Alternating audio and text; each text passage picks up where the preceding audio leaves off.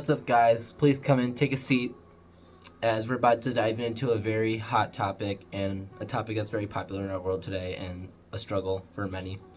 is our mental well being, aka our mental health. Mainly in this video today is just really a reminder for you guys about our mental health as we come into the coldest of January and the snowstorm is within us right now, actually. I just want to remind you guys is to stay mentally well and take account of your mental health at all times and make sure that even though you've got a lot going on in your life, make sure you're always prioritizing your mental health. As within last year in 2023, we experienced over 50,000 Americans that died because of suicide and mental health problems, as it was the highest and recorded as the highest in any years that we've lived. And this should be a very major problem to all of you guys, because with this, it's showing that not only are we experiencing more mental health deaths, but it's on the rise too, and it's only going to get worse from here due to the technologies and due to the things that we have access to today, with our generation having access to many different things that release dopamine, like porn, vaping, smoking, a whole bunch of other things. And with this comes a lot of major obstacles with our mental health, as this stuff really brings down our mental health and causes us to feel depressed, sad, empty, lonely, a whole bunch of other feelings that no person wants to feel. But luckily for you today, I'm about to give you guys 3 major things that are gonna possibly, if you guys are ever in a mental health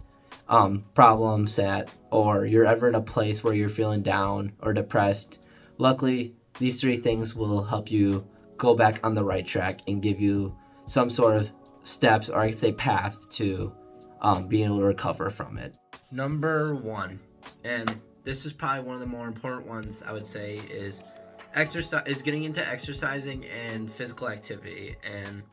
I know how much I mention this all the time with exercising and lifting and being physically active, but I cannot stress enough how important it is to be physically active, especially if you're not mentally doing well.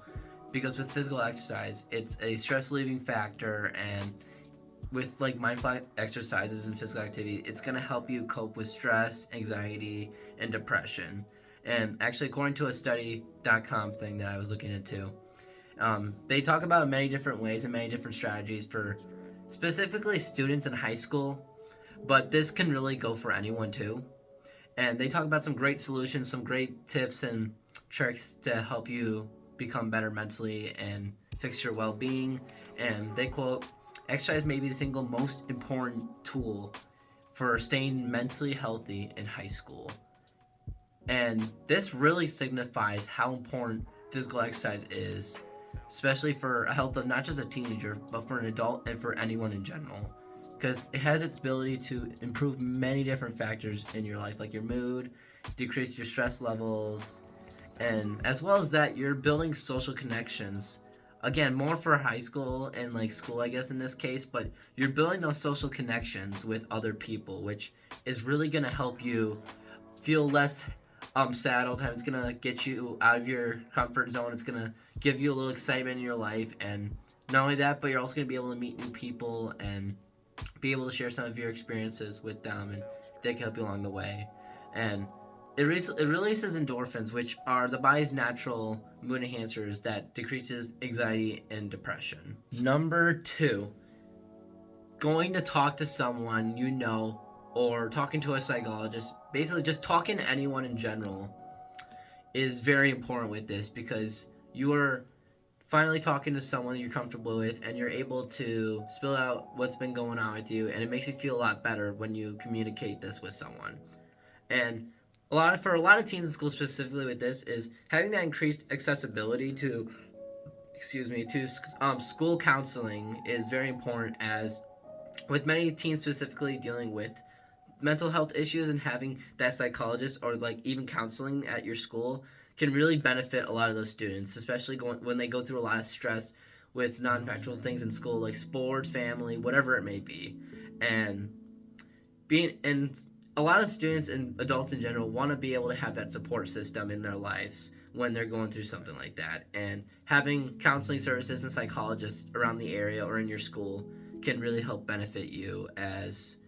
I actually interviewed one of my psychologists at my school recently, and he mentioned